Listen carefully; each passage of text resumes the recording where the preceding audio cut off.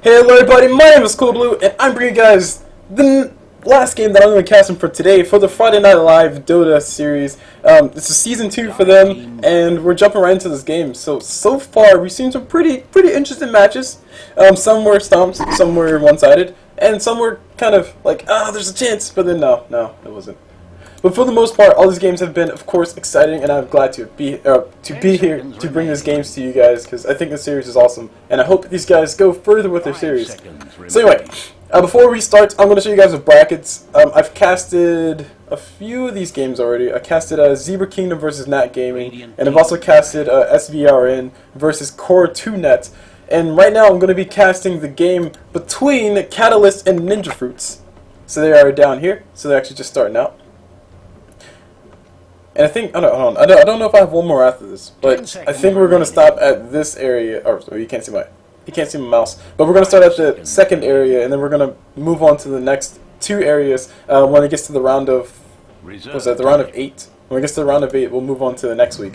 So anyway, all that goes a long way to say that we got a lot of games coming for you guys. I'm glad to be here, of course. And let's go and jump into these bans and picks, because the bans have been going through pretty darn steadily while we're talking about all that stuff. As far as the bans go, we have a Battlefighter ban, an Emissary ban, an Invoker ban, and a Doombringer ban on the respective sides, of course. And of all the bans that I say will be standard, I think the ones that are kind of unusual are the Doombringer and the Battlefighter to some extent. People are starting to get into the groove of just ignoring Battlefighter completely. You don't necessarily have to do that. Sometimes it's a bad thing to let your enemy get the Battlefighter, but I've been seeing strategies throughout the course of this event so far that have not involved Batrider at all. Like the bans and picks completely ignore Batrider. This is one of the first bans I've seen of Batrider today, just to let you guys know. And this is my third game I'm casting today. So far. So the Batrider ban, you don't necessarily have to ban them, but obviously Catalysts want to make sure that their person that's their primary farmer, person that has a primary stun or primary disabler or initiator, doesn't really get caught out too much. And I do agree with that. I like banning Batrider, even though people don't play him as often as they used to. As far as the other bans, Doombringer, he's a slightly unusual one, but his ultimate is a little bit annoying, especially when you have somebody like a Puck on your side, or maybe even if you have somebody who has a very important spells that they really need to happen, such as a Life Stealer. He needs that Life Leech to go through, or maybe he needs to pop his Rage or something.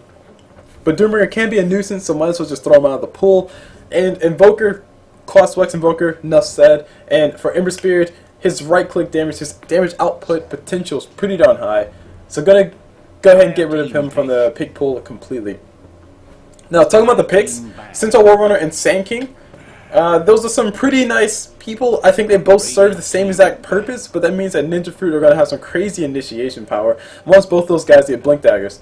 But that's the only thing holding it back a little bit, is that both of them need Blink Daggers. Centaur's going to need to Blink into Stomp. Sand King Blink Burrow Strike I think is a lot better than Blink Stomp, especially considering now that the Stomp costs more mana than it used to before. Which is why people like favor Centaur much more, because his level 1 Stomp stuns you for what, 2 second stun duration, and the mana cost was only 85 mana cost, but now it's increased to 130. So Sand King it's a toss up between Sand King and Centaur. The only difference is that Centaur has way more HP than Sand King, and he's a lot more survivable after he stomps or stuns or whatever. And also his ulti's a little bit better depending on the situation. On the side of Catalyst, they picked up a Dazzle and a Life Stealer, a combination we've seen over and over and over again. I think Dazzle has been picked 100% of the times in all of the games that I've seen played today, and Life Stealer has been picked 100% of the time in all of the games that I've seen played today too. Keep in mind, this is the third game I've seen played today, but those seem to be the fan favorites or the player favorites today, and we're going to see them played once again. The synergy that I see between these two is basically between Shallow Grave and Life Stealer not dying. That's really about it. Outside of that, it's not really much synergy. The armor, negative armor for Life Stealer to do more damage, sure, that works.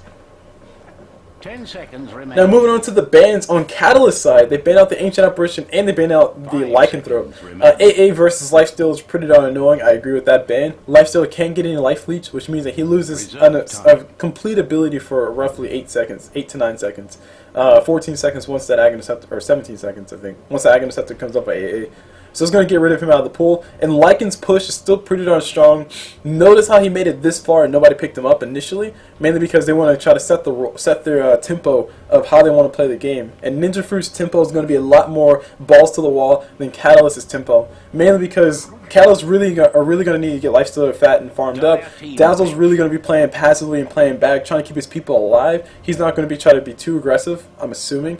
And Ninja Fruits, on the other hand, they want to Sand King to Burrow Strike, they want Centaur to stomp, and they want to just murder you right in the face, because that's where it hurts most. So as far as the secondary support for Catalyst side, they picked up the Shadow Demon, which Shadow Demon Dazzle definitely tells them that they're trying to go for some defensive stuff. They're not necessarily the most in tune supports to go roam around and kill people, such as a Mirana plus a Bane. Even though, yeah, support Mirana is not really all that impressive nowadays, but support Mirana can still happen. Mirana Bane means that, hey, we want to kill everything. Shadow Demon Mirana, that means that, hey, we want to kill things too. So maybe they're just going to have Dazzle babysit the crap out of Lifestealer and have the roaming duo of Shadow Demon Mirana. But besides that, Mirana's picked up by Catalyst, so I can no longer say that they don't have that much kill potential as far as roaming. But Shadow Demon is usually a precursor to Mirana nowadays. Bane is also a precursor to Mirana as well, and I think Bane would have been a little bit better. But you also have to consider the fact that there's a Rubik on the other side, and you don't want to give away anything too big. And if Rubik stole Fiend's Grip, then immediate Lifestealer is just pretty much useless for a whole entire few minutes, or a few seconds. Mirana, she's going to be picked up on the Catalyst side. I think I said that 20 times already. But on the side of Ninja Fruits, they picked up the Rubik, Tidehunter, and Bloodseeker. Those are their 3 picks that they're going to wrap things up with. Rubik going to be very nice for stealing that spell. He might be able to steal something useful, which I think the most useful thing so far is the Arrow from Mirana and Shallow Grave from Dazzle. And on the side, or on the other people on the Ninja Fruit side, they have the Tidehunter ulti to counter-initiate the fights, or maybe initiate the fight, so he can blink in, pop that ulti, and just kill everybody, possibly. And they also have the Bloodseeker, who can just pick off people at the very end. But Bristleback's going to be the last pickup for Catalyst, and I think if it comes down to it, Bristleback can outcarry Bloodseeker all day long, mainly because he can just survive. He has to be a little bit careful, though, because that Bloodseeker ulti can just make Bristleback not able to chase Bloodseeker properly. So it's going to be a thing, but so far, if I had to look at the advantage, just flat out look at the advantage, I would have to put the advantage in favor of Catalyst side, mainly because they have the better roaming duo in the Shadow Demon plus Mirana, and they also have the higher amount of kill potential. Well, sorry, they have a higher amount of kill potential because of that, but also they have more survivability because Bristleback is super beefy and he just doesn't die, and he also has a hat. I mean, that's a pretty swanky hat, if I don't say so myself. Look at him, just going for Sunday night stroll. Or Friday night stroll, or Friday night stroll. For this Friday night, Dota 2. There you go. And Lifestealer, he just has light HP. He's just very hard to kill, he's just super survivable. So, let's go and start off introductions. Start off on the side of NF. And on this Rubik, we see the one, the only, Hayabusa. Not Ryu, but NF Hayabusa, so close enough. Moving on to this Bloodseeker, who's going to be playing a very important role. We see just NF, period. And he has a very cool hood. I like that hood. It's like, it just looks cool. Look at him. Looks like a race car. And moving on to the Sand King. Guys, I don't have ADD. Moving on to the Sand King, we see King 81 on him. On the Centaur Warrunner, we see Dio on him. And last but not least, on this Tidehunter, who has a nice little fin on his back. Sadly, there's no Jake here for him. Get it? Jake and Finn. Adventure time. Anyway, we see Bios on him, and I think we're going to see some action happen here very soon. So let me go ahead and move over to the normal camera. And nope, nothing happening. I wonder how this nothing to see here. Out. Just a smoke to go place some rewards. Moving on to the side of Catalyst on this Lifestealer, who's still looking pretty darn scary. We see Tatiana. Yeah, Tatiana on the Lifestealer. Moving on to Shadow Demon, we see Catalyst O on him. On this Bristleback, we see P-Peck on Bristle, and on this Mirana, who's actually hanging out mid. Okay. On this Mirana, who's hanging out mid, we see Catalyst 1, 2, 3. So this is 1, 2, 3. And last but not least, on this Dazzle, who I keep clicking on things that aren't heroes. Jeez. On this Dazzle, we see 2, 3, 4. And there you go. That ends the callouts for all the people on the map. So I think that was a Smurf account or whatever. We were just to play in tournaments. So meanwhile, down bottom, we got Bristleback going for a kill on top of Sand King. Sand King has a Burrow Strike available, but he needs to go ahead and use it if he really wants to. He needs to use it just to dodge himself a nice little thing, but he's not going to be able to find it. The stuns are not going to be getting used properly. Slight lack of communication on the side of NF. I think if Sand King was paying, or if Sand King would have known that Centaur was going to drop the stump, he probably would have saved his Burrow Strike to escape as opposed to go back and for some damage. Or maybe they could have chained that a lot better. Because that would have been enough time for Sand King to just run away. Bristleback only has Quills level 1, and he has that Bristleback, of course, helping him out. But First Blood does go to P-Pack. Show you guys how to play that Bristle. Already has himself a Basilius up, and he's ready to go. But as far as these lanes go, mid lane is a little bit unique. It's Mirana and a Shadow Demon versus a Bloodseeker, which means that this is immediately a kill lane. If Bloodseeker shows up to get a last hit, he's pretty much not going to be able to escape alive. He'll get a last hit, but he'll lose like 200 gold in the process because he died. But this is actually really nice to see, though, because Bloodseeker needs to get his last hits.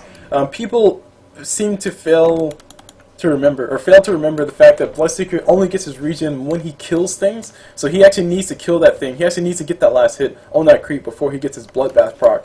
And that's what makes him so survivable as far as last hitting. And that's what makes him such an unstoppable force. But when you have Shadow Demon and Mirana threatening to kill him every single time that he goes for a last hit, I think that's a big deal. It's a huge deal because he can't really be safe. Anyway, the pings do come through. They're trying to go for something. Bloodseeker's going to be a little bit of trouble. Shadow Demon Disruption can come through. Looks like he will be able to use it here very soon. The Shadow Demon Disruption does come through. Mirana Arrow can fly. Sadly, it's going to hit a creep that's right in front of him, so NF going to be able to keep staying alive because of it. And also, the Soul Catcher did not land on the optimal target. Centaur gets placed by Rubik, just a D-ward around here. Just trying to see if anybody saw him, and nobody did. So Bloodseeker and Rubik, they're going to try to go for Shadow Demon. It's going to be easy kill. Telekinesis does come through. Shadow Demon is going to come forward. He gets silenced up by Bloodseeker. I think Bloodseeker probably could use that for some extra damage, but it looks like he will be able to use it for extra damage anyway. Rubik gets that last hit with that baseball throw. And now Mirana's going to be getting shooed away by Rubik, so the dual lane rotation does come through. Bloodseeker, like I said, he doesn't get his regen until he actually right-clicks things. So he's going to go ahead and heal up. Heal up with those creeps. Keep himself nice and healthy. Meanwhile, down bottom, the Sand King plus Centaur War on the lane, not really having that much fun.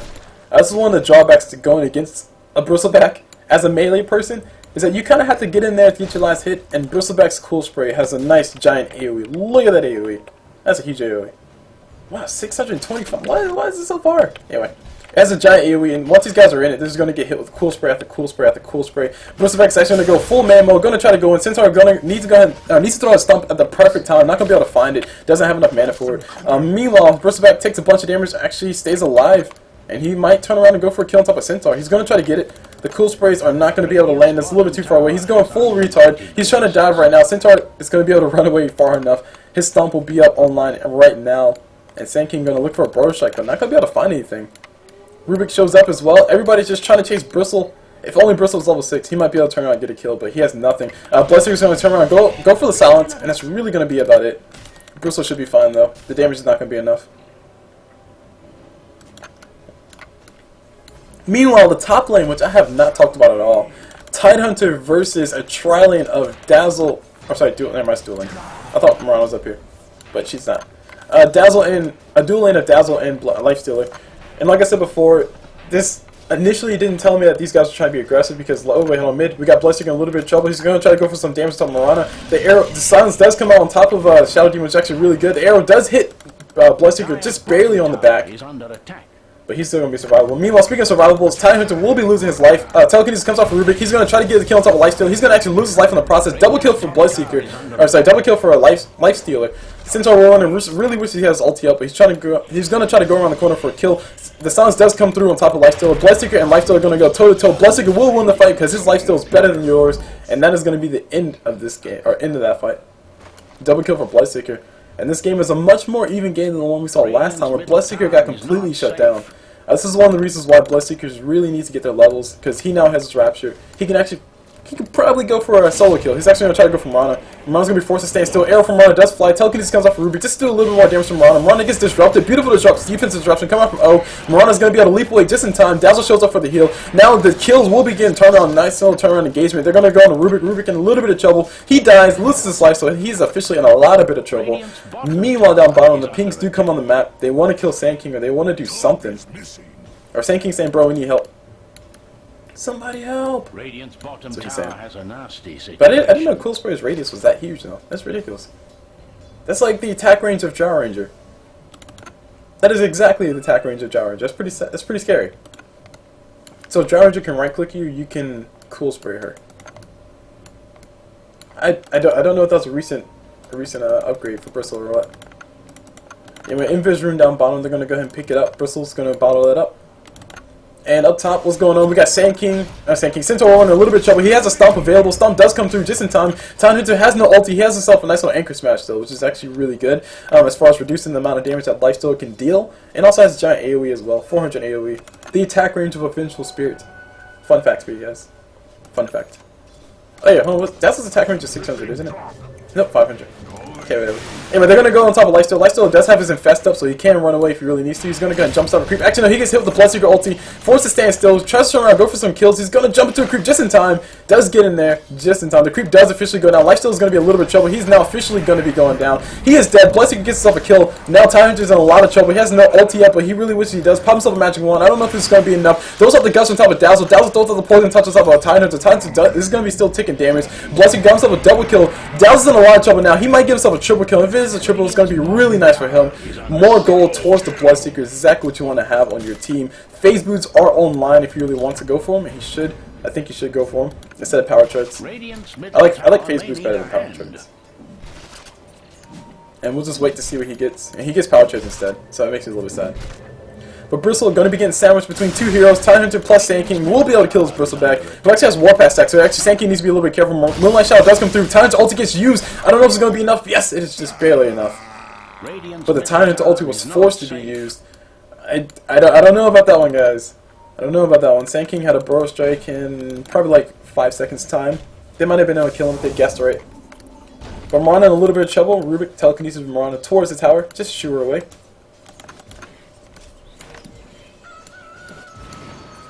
Arrow from Mirana flies to the room. The room does just barely miss Bloodseeker. Bloodseeker actually drops the ulti on Mirana. Mirana forced the TP out.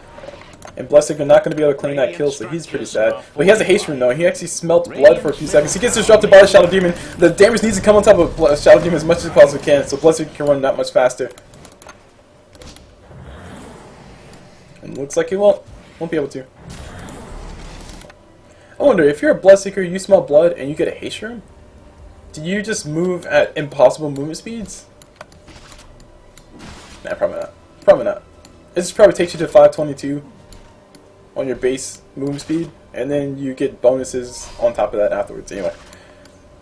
And Bristleback being as obnoxious as possible, just doing his job. Gonna go ahead and throw some cool sprays out. Time Hunter has around the corner, throws out the gush. Bristleback gonna go for the full man fight. The courier is actually around here, but they're not gonna be able to find it. Bristleback would have been able to kill that. One more cool spray is all he needs for Tide, and Tide actually needs one more cool spray now. Time Hunter does officially go down. Sand King gonna go and TP out. It's not gonna be enough. He will officially be going down. The pings do come on the map saying, "Bro, stop body blocking me."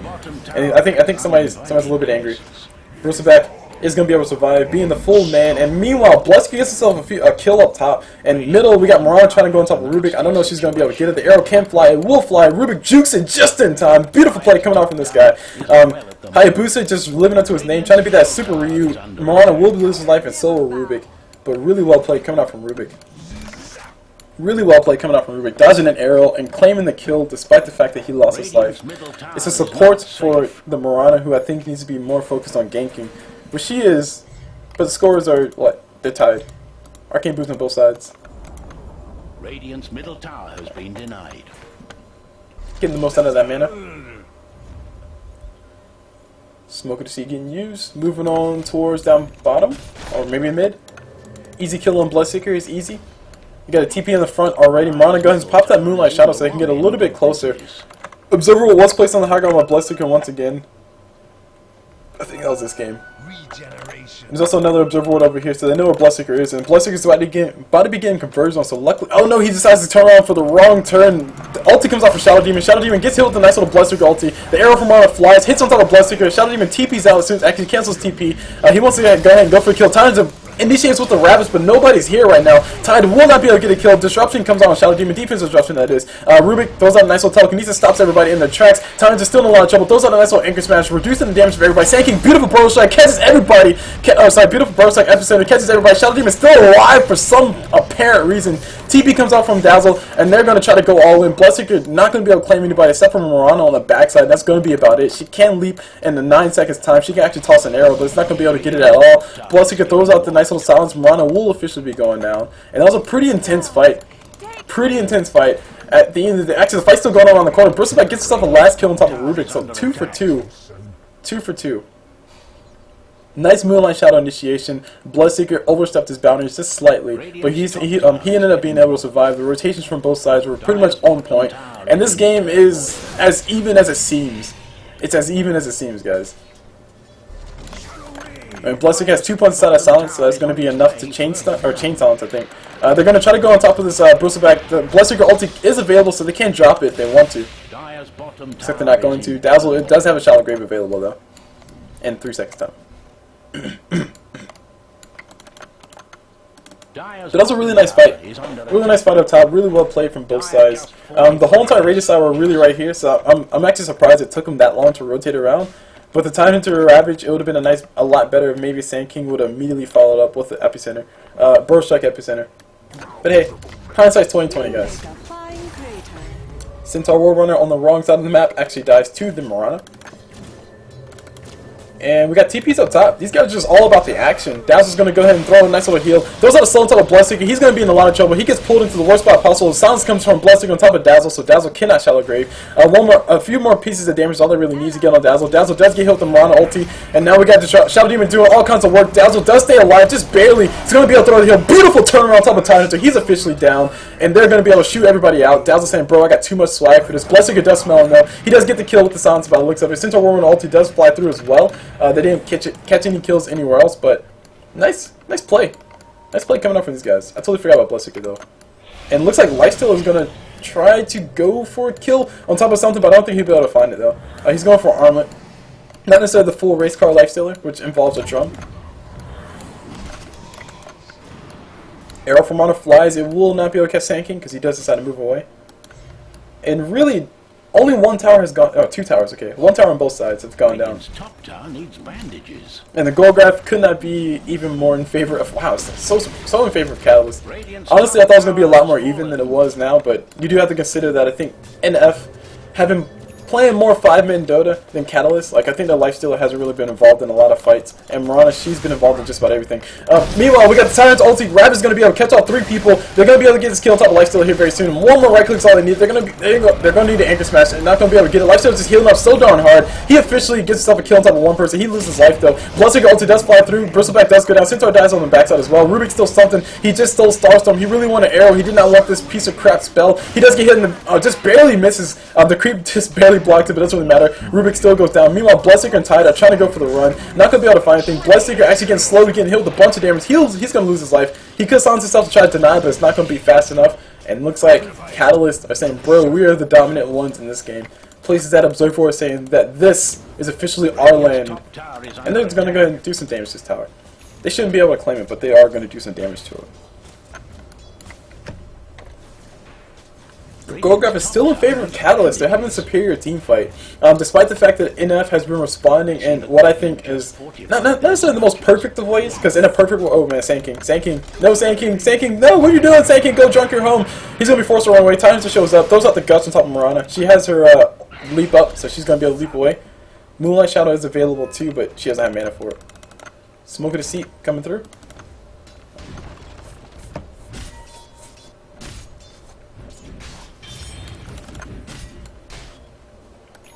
Looks like Rubik's chasing something. He's chasing after the stars. I don't know if he really wants to be here. He's gonna. Oh, he can kill. Ah, if he would have killed that, that would have been sweet. But Rubik just stole himself healing wave. Gets hit with a Shadow Demon ulti. Really wish he had stole a Shadow Demon ulti, but he's not gonna be able to get anything except for maybe a heal on himself. That's really bad. He has to get stunned, and he does go down. It was not luck, but skill. The pings do come on Roshan. The Dire are ready to claim as much gold and glory as they possibly can. Bristleback gonna initiate with those snots. It's gonna reduce the armor of Roshan by quite a bit. And the arrow from Mara does fly as well. Just kill Roshan. So much hate for Roshan, man. Roshan just receives so much hate all the time. It's not even funny. 150 bonus damage to Bristleback. I didn't realize he had that much. Wow. 150 bonus damage to Bristleback when he has max Warpath stacks at level 2, or at level 11. It's actually quite a bit of damage. So Aegis goes to Lifestealer. Let's check out the rest of the items on the map, because I don't think I've done that at all. Actually, have a look at, yeah, the last hits. The items on the map show that it is the items are looking better on the side of Catalyst. That's to be expected. They are in favor as far as the gold graph goes. But the Yasha's up on Mirana, so she's getting closer and closer to that Manta style. Lifestealer, not necessarily going for the race car Lifestealer, but he does have himself an armlet, which is going to be able to keep him nice and healthy when these team fights do break out. Dazzle's working on a Tornado Stick, which would be nice to have versus a Bloodseeker. And I think that's really about it as far as significant items. Bloodseeker has a Blade Mail too. Blade Mail versus, I think Bristleback will really be the only one that will do much against Bristle and to some extent Mirana. I don't think Mirana's damage is high enough for it to really affect her, but Bristleback really, it will affect him a lot. That extra bonus damage that he gets coming out from Warpath is going to be, you know, kind of biting him in the butt a little bit. For what, 4 seconds? 4.5 seconds. Arrow from Mirana flies, hits Bloodseeker in the face. And the arrow comes, or sorry, the crew comes in. They're gonna go into a Bloodseeker. Bloodseeker pops that Blade Mail, but sadly, Lifestealer doesn't really give any cares about it. He has that rage popped. He doesn't feel good on time to counter initiate with a nice little ulti, but not gonna be able to do too terribly much. Speed not doing too terribly much. Sand King not doing a lot with his epicenter, but it will be getting a nice little burst strike on top of somebody. And it looks like Lifestealer still keeps himself nice and healed up. The Aegis does get popped. Tide Hunter trying to run away. Sadly, his Ravage is down. The negative Urn Charge gets used on top of Tide Hunter, so they can still see him. Actually, no, wrong team. Bristleback gonna throw a snap on top of this Tide Hunter. Centaur Warlord trying to do what he can to keep this guys away, but he's actually going to be losing his life. Lifestealer getting so much heals, so many fastest, and oh my gosh, these words are difficult. My bad, guys. That grammar though. It looks like this middle tower will be going down. Very well fought. Once again, the response coming up from NF is on point for the most part, but it's really reactionary as opposed to like, oh, we're in your face, let's do it. So it's kind of becoming a thing where it's extremely difficult to kill Bristleback and Lifestealer, and you just can't flat out ignore both of them. You have to do something to them. And by the time you end up killing one of them, then everybody else on Catalyst side is either 75% HP or still full HP. And they're just doing all kinds of work. Mirana still outputs damage. Dazzle still outputs damage with his weave, with his healing wave, and also with his poison touch. And it's just such an annoyance because you can't really focus one person because Lifestealer and Bristleback are hard to kill. Anyway, the ulti comes out from Bloodseeker. Lifestealer immediately going to be going down. The Centaur Warren ulti gets used. They're going to try to go on top of Bristleback. Bristleback going for the full man fight. Bloodseeker trying to come forward. Not going to be able to find anything. Gets disrupted. Gets hit with a nice little soul catcher. Here comes the ulti from Shadow Demon on top of the Centaur. Centaur in a little bit of trouble. He's actually in a lot of trouble now. He's going to try to turn around. Beautiful burst strike for Sand King. Not going to be enough to keep his ally alive though. Bloodseeker comes in, tries to do a little bit of damage, not going to be able to find much. Bristleback's going full man mode, going full retard, has those full Warpath stacks, going to get a bunch of damage. Rubik almost dying in one shot. He actually gets two-shotted, and there's a dead Tide Hunter. Everybody else is left dead. You kill one, you can't kill both, and you end up dying and losing everything. And that's exactly what just happened. NF showing you guys how to defend, and Catalyst showing you guys how to break those defenses.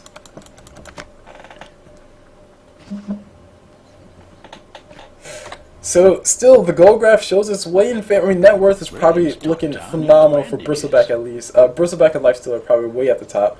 I wouldn't be surprised. And actually, it's Bristleback, Mirana, and Lifestealer. They're way at the top.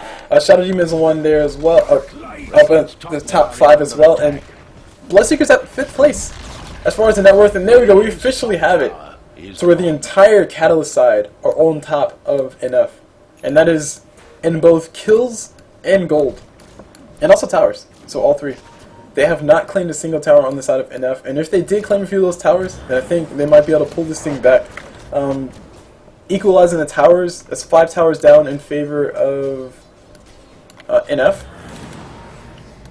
Yeah, 5 towers down in favor of NF. Sorry, 5 towers down in favor of Catalyst. So that means that's 5,000 gold you can subtract from this gold graph. That's still a 10,000 gold advantage lead. Actually, that's beyond the 10,000 gold advantage lead. It's a very difficult thing to fight back from, but I think NF, they've proven to us that they have the wherewithal to actually go back and counter some of these fights. They have the wherewithal to actually possibly win a few of these fights if they catch Catalyst off their A game, but Catalyst are bringing it to them in a very fantastical fashion. Tornado Stick is up on Dazzle. Called it. Guess not that difficult to call, really. Let's be honest. But the pings do come on the tower. They want to defend. They want to kill. Make up your mind, guys. Make up your mind. The fortified force to get used. The TP does come through from Centaur. He might be the first casualty here. Lifestealer goes and pops that rage. Also pops up open wounds. Rubik stole rage. No, he stole open wounds. Pretty sure he wanted rage. Arrow from Honor flies. If it catches Tide Hunter, it might be a big deal. Doesn't catch Tide Hunter. Instead, Tide Hunter will have his Ravage online. And TP does come forward. Disruption gets used by Shadow Demon. They might be able to kill this Titans. They need to check on the side. They got sentries dropped on both sides. Beautiful ulti come out from Titans, catching everybody who's involved. But still, these guys are so darn beefy. They don't care. They can take all this damage to still defeat everybody. And they will exactly do that. Bloodseeker doesn't stand a chance. Meanwhile, around the corner, Sand King trying to run away. Doesn't run the right direction. Blink Dagger's up on Catalyst. Blink Dagger's up on Catalyst's side. I didn't realize that. And meanwhile, I got Bristleback going full retard, saying, bro, let's go, let's do this. I'm getting Warpath stacks. I'm going to kill all y'all peoples. He's going to be able to kill the Centaur Warrunner by the will of his right clicks. And he does officially get that kill. Rubik going to lose his life as well. Bristle is going to go and stand still. Get a few celebratory cool sprays. Try and get some bottle charges. I don't know if it works that way. Radiant's bottom tower is under attack. I think he stole somebody's bottle.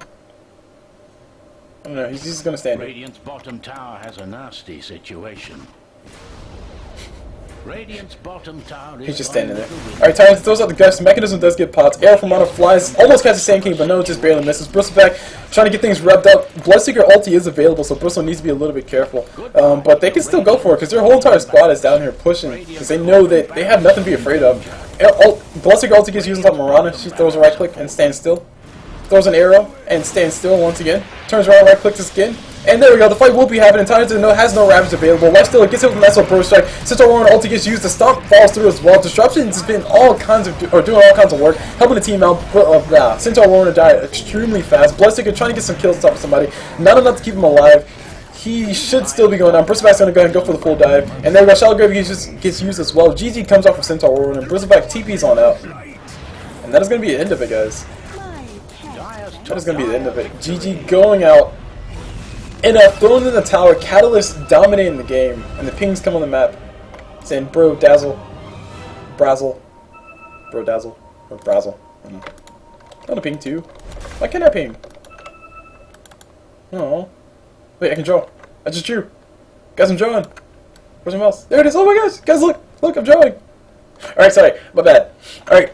That was it for this game, guys. My name is CulBlu. I just brought you guys this game in the Friday Night Dota 2 Season 2. Friday Night Live Dota 2 Season 2. This is a game of NF versus Catalyst. Catalyst claimed that victory in a very, very convincing fashion. It was pretty close, pretty back and forth early on, but Catalyst just skyrocketed forward because they had the beefier heroes as far as their damage output goes. But at the end of the day, guys, my name is CulBlu. My phone's ringing. Sorry, I got distracted. And if you guys want to find my stuff, you can follow me on Twitter, which is at CulBlu Dota. That's CulBlu Dota. And you can also check out my videos and my VODs on YouTube, which is youtube.com/CulBlu Dota. That's CulBlu Dota. And that's pretty much it. If you guys like my stuff, go ahead and follow those things. If you guys want to support me, go ahead and follow those things. And if you don't, that's cool with me. I hope you guys enjoy the game. As always with my videos. Wait, no, I said it backwards. And as always with my videos, I hope you guys enjoy the game. And I'll see you guys whenever.